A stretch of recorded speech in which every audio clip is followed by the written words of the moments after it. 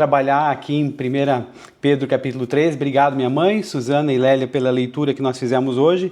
Vamos conversar aqui. Esse capítulo, ele está focando em como o cristão deve se comportar aí nos seus relacionamentos, né? Sejam eles domésticos e também sociais, e também como reagir diante do sofrimento que às vezes vem para tirar a nossa paz, né? Então, vamos aqui dividir para começar a conversar em 3 tópicos, mais ou menos as leituras que foram feitas ali, mais ou menos, né? De qualquer maneira, é o seguinte, aqui ele começa, Pedro, dando instruções para a vida conjugal. E aí a gente entende que existe aqui um contexto de submissão e respeito mútuos, veja só.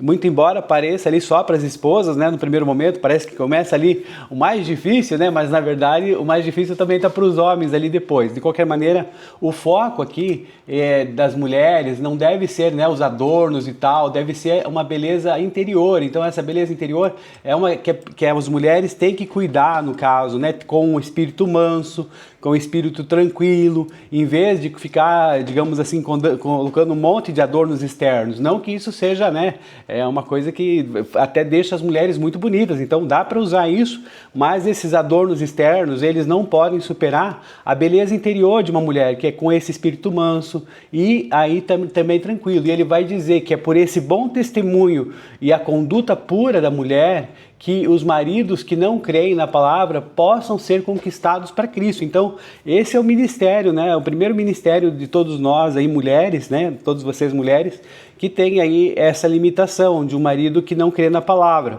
Então, primeiro precisa tomar uma decisão por Jesus e depois compreender que é o tratamento que vai fazer com que o marido seja impactado pela palavra de Cristo. Não é falar e exigir e impor, mas sim a questão de que é o testemunho da irmã e a conduta pura também dentro do relacionamento do casal. E para os maridos, eles devem viver a vida comum com discernimento, com consideração, tratando a esposa com honra, né? E Paulo alerta que a falta de cuidado no trato com a esposa pode impedir, inclusive, as próprias orações do marido. Então, olha só que interessante, né? Porque o casal ele tem que ter uma união de tal maneira que seja uma união em humildade, num relacionamento em que se entenda, né, essa limitação um outro, que se queira um fazer o bem para o outro e assim por diante. Então, é interessante essa questão relacional. Depois, Pedro aqui vai continuar sobre a questão do sofrimento, né, a ética cristã que nós vamos ter aqui, aí saindo da família, do seio familiar, desse relacionamento homem e mulher, aí expandido para a comunidade em geral, enfatizando aí nesse caso uma necessidade de unidade e de resiliência. Qual que é a regra de ouro aqui para a gente? Pedro está exortando a gente para sermos harmoniosos, termos compaixão, sermos com amor fraternal, agirmos em amor fraternal e humildade. E a orientação é o que? Não retribuir o mal com o mal, mas responder sempre tudo que nós fomos fazer, né, com bênção. Então, isso exige para nós que nós busquemos ali, principalmente no versículo 11, que fala: afaste-se do mal e faça o bem, busque a paz com perseverança. Olha só, 2 linhas aqui desse versículo, tem 3 verbos: afaste-se, faça, busque. Então, são assim, a gente entende que isso é uma paz como uma espécie de busca ativa. Isso tudo vai fazer o seguinte, que Pedro pede não apenas que a gente tenha paz conosco, temos paz e tal. Ele usa esses verbos de movimento que eu falei para vocês, por exemplo, o movimento de retirada, afaste do mal, mas você, homem de Deus, fuja dessas coisas. Então, não tem nada, né, de diferente aqui no reino de Abrantes, que é justamente isso, afastar-se do mal. E a gente precisa ter essa sensibilidade para perceber muitas vezes coisas que acontecem e que a gente precisa ficar esperto. Eu sou meio ingênuo, né? Uma certa pessoa me convidou para bater um papo com ela, porque ela gostou muito dos vídeos e tal. Essa pessoa era do sexo feminino, né? E aí nós marcamos um café no escritório, mais pessoas e tal, né? daí de repente houve uma informação de que ela está sozinha no escritório. Daí eu falei, opa, pera aí, então vamos marcar um outro dia e tal, né? Eu não sei qual que foi a intenção, né? Não sei, pode até ter sido uma intenção boa, mas não chegou a concretizar isso. E eu pensei assim, puxa, né? A gente é meio ingênuo, mas às vezes a gente tem umas ideias assim que Deus vai protegendo a gente, porque a gente pode ficar, não ter nenhum tipo de problema ou qualquer tipo de cair, né, em alguma situação que não seja adequada, digamos assim. E é sempre bom a gente estar primando por isso. Então, sempre bom se você ficar assim com a pulga atrás da orelha para essas coisas e se afastar do mal, qualquer que ele seja, porque o mal, como eu falei, não vai chegar, né, naquele monstro ali horrível, né, e afugentar você, não. Ele vai devagarinho, vai pegando você pelas beiradas, né, e tal. Parece até que é meio mineiro, né, que vai devagarinho. Então, mas não é desse jeito. Então, pode falar. A Bíblia fala assim, livrar da aparência do mal. Isso, exatamente. Então, olha só, aparência. Sem vergonha. Ele fica armando a cilada, né, pra gente cair nela. Eu já tive situações assim também. Daí que eu falei assim, meu pai, esse diabo é muito safado. Então, na sua cabeça, você acha que não tem nada a ver. E tem, o diabo ele não dá, que nem diz o outro, ele não dá laço sem nó, né? Então a gente tem que estar atento o tempo todo as armadilhas estão aí.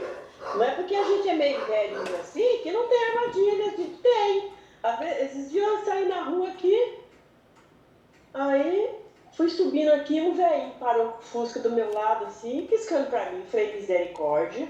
Falei, o que? Aí eu pus a mão na cintura assim. Falei, o que é isso? Ó, você vê. Eu falei assim, imagina. Falei, para encontrar o diabo, não precisa sair muito longe, não. É verdade. Mas é isso mesmo, irmã Hilda. É que essa. Pode falar, pode falar. Pode repetir o que você falou, que aconteceu com você? Sim, é que eu recebi um convite, e inclusive era um convite bom, era para falar sobre os vídeos que eu faço da pílula e tal, e era uma colega de trabalho, entendeu? Aí, vocês nem conhecem, nem eu também conheço, né? Muito tempo atrás a gente fez um curso juntos e tal, mas daí, não, fulano não vai estar no escritório amanhã e tal, tem algum problema vir sozinho? Essa foi a informação. Aí eu falei, não, vamos deixar para uma outra data. Então isso ficou meio vago. Quando der um tempo a gente vai se reunir. Então o assunto foi esse. Veja só, pode não ter nada acontecendo. Mas assim, não é bom que eu vá num ambiente fechado, com uma situação, uma mulher e eu fechar, um ambiente fechado, e eu sabe Deus o que vai acontecer, mesmo que seja para falar sobre a palavra de Deus. Então é isso que a gente está falando, que a aparência do mal, que a irmã Hilda fala para a gente fugir, é que a gente tem que estar atento. Então é essa postura ativa também que Pedro está falando aqui para a gente. De qualquer maneira, então, o seguinte, ele manda também a gente fazer o seguinte, a gente se aproximar, fazer o bem. Então o momento de retirada é se afastar do mal, e o momento de aproximação é fazer o bem. E na teologia prática a gente entende que a paz não é o que sobra quando a guerra acaba, mas é o que a gente constrói quando o bem é praticado. Então nesse caso o que acontece, aqui o mesmo verbo que é usado para empenho, né, aqui ali do versículo 11, para buscar, é perseguir. Então é uma busca intensa, como se fosse uma caçada. Essa é a nossa disposição para a gente poder entender que a paz, ela é difícil de alcançar, mas é fácil de perder. Então, por isso ela exige um esforço da nossa parte, diplomático, né, para você não fazer o mal para as pessoas, mas você fazer o bem, e para você também ter esse esforço espiritual contínuo. Então, veja só, não é passividade a paz, mas uma forma de pacificação. Ela vai envolver uma atitude, um ato seu para fazer isso. De qualquer maneira, então, caminhando aqui para a nossa situação, a gente vai ver também no versículo 13, quem há de maltratá-los se vocês forem zelosos na prática do bem. Então, a lógica da inofensividade aqui que Pedro lança, fica meio retórico isso, mas de qualquer maneira, em geral, o mundo não tem argumentos contra quem dedica a sua vida a fazer o bem. Quando a gente se torna zeloso, né, a gente se torna entusiasta, um apaixonado pelo bem, a gente cria uma barreira ética, de modo que as pessoas podem não gostar de você, mas mal de você elas não podem falar, elas vão criticar algumas situações, né? Então, nesse sentido, o que nós precisamos fazer é continuar a nossa caminhada cristã e entender que se houver sofrimento, nós temos que entender a nossa postura, isso, de que mesmo fazendo bem, o cristão vai sofrer. Como ele explica aqui nesse versículo 14, né? O versículo 13 estabelece que o mal que vem de fora não pode corromper a nossa essência, aquela pessoa que está ocupada em ser uma pacificadora. Então, o mundo ele pode ferir o nosso corpo, mas não pode invalidar o nosso propósito, que é o quê? De promover a paz. Eu não sei se vocês estão vendo que as coisas elas são meio repetidas. Depois, quando tiver um momento, hoje não é o momento porque vai levar mais tempo aí da nossa explicação, é de como as coisas estão se repetindo. Ali a gente tem lido Paulo, a gente tem lido Tiago, a gente tem lido Pedro, e essas questões todas elas se repetem, buscar paz, né? Nas aflições você se manter firme. Então é nesse sentido que nós vamos continuar a conversar, porque a gente precisa entender que a repetição ela é muito importante para a gente. E também que nós precisamos entender o seguinte, que no versículo 15 ali, que o cristão esteja preparado para responder a qualquer pessoa que pedir a razão da esperança que é nele, fazendo com mansidão e temor. Daí eu lembrei da irmã Hilda, né? Tempo e fora de tempo. Daí eu fui ver que não é essa passagem que ela fala. A passagem que a irmã Hilda fala é 2 Timóteo capítulo 4, versículo 2. Pregue a palavra, esteja preparado a tempo e fora de tempo, corrija, repreenda, encoraje com toda paciência e ensino. Mas essa também que nós lemos aqui no versículo 15 é também o mesmo sentido. Antes, santifiquem a Cristo como Senhor no coração de vocês. Estejam sempre preparados para responder a qualquer pessoa que pedir a razão da esperança que há em vocês, que é a nossa fé. É uma coisa que as pessoas, muitas vezes, elas até ficam admiradas, né? Ou até criticam, né, em outra situação, porque não conseguem ter essa mesma fé. Uns ficam admirados porque, puxa vida, como é que pode acreditar nessas coisas, né? Eu queria ter essa fé. E outros vão em outro sentido, né? Criticam porque são ateias, pessoas que não acreditam nessa situação. Então, olha só que interessante toda essa nossa vivência. Mas, de qualquer maneira, uma coisa é verdade. Sofrer pelo bem é melhor sofrer por fazer o bem, se essa for a vontade de Deus, do que fazer o mal. Então eu vou explicar para vocês. Eu tive uma pessoa que me procurou aqui, um valorzinho, pediu um valor pequeno para emprestar, né? Eu não podia e tal. Foi um cliente meu muito tempo atrás, mas ela falou para mim, olha, vai ser tal dia que eu vou pagar e tal. Daí eu falei, olha, eu preciso disso porque início de mês vai vencer para a gente as dificuldades aqui. Por favor, você está comprometida? Está comprometida. Bom, a verdade é que já passou 19 dias e até agora ela não me pagou. Daí ontem eu mandei uma mensagem para ela. O que eu estou dizendo para vocês? Que com relação a isso, eu tenho que agradecer a Deus porque fui eu prejudicado e não a pessoa que prejudicou, entende? Então, é nesse sentido que nós temos que entender que é melhor sofrer por fazer o bem do que por fazer o mal, né? E temos que entender que a vontade de Deus é essa. Então, até tem, né, no livro lá, O Seu Dinheiro, fala que quando você vai emprestar dinheiro para uma pessoa, você tem que entender que se aquela pessoa não devolver, esse valor não vai causar nenhum problema nas suas finanças. Então, isso é muito importante para a gente entender qual que é o limite daquilo que nós podemos fazer, para que eu não fique com o coração apertado, né? Porque eu já ia ficar indignado foi um valor pequeno e a gente já fica meio assim com o pé atrás, né?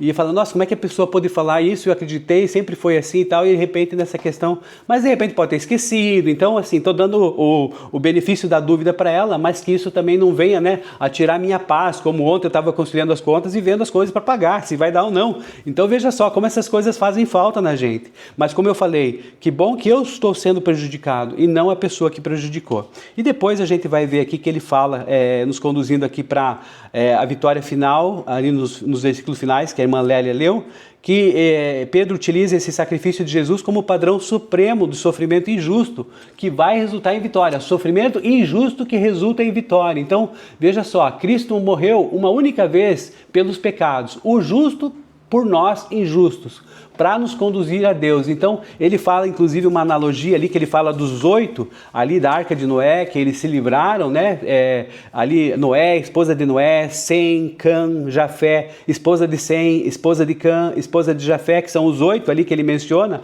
Ele fala só 8 geral, mas eu já falei para vocês quem são. E aí, o que está acontecendo? Ele está dizendo o seguinte, que esse evento é para encorajar todos nós que estamos lendo a Bíblia e que estamos aqui dessa fé, né? Que nos anima, que nos dá sabedoria, que a gente, mesmo se sentindo minoria e perseguido, que a gente mantenha firme. Por quê? Porque assim como apenas 8 pessoas foram salvas em um mundo inteiro que desobedeceu aí no dilúvio, o pequeno grupo de cristãos da Ásia Menor também estava sob a proteção e o cuidado seletivo de Deus. Então, Deus estava separando esse remanescente. Deus estava protegendo. Você lembra que ontem nós lemos que Deus é esse cara que protege a gente, que nos abençoa, que é um paizão? Então, que a gente possa entender todos esses princípios da nossa fé e que a gente possa reafirmar a nossa autoridade de Cristo, que subiu ao céu e está à direita de Deus, com anjos e poderes sujeitos a Ele. Então é basicamente isso que eu queria falar para vocês no dia de hoje, né? Espero que vocês tenham entendido. Se vocês tiverem dúvidas, pode mandar também no meu WhatsApp lá no particular e a gente vai caminhando aqui, fazendo a nossa caminhada de fé aqui, com o desafio de um capítulo a cada dia da Bíblia.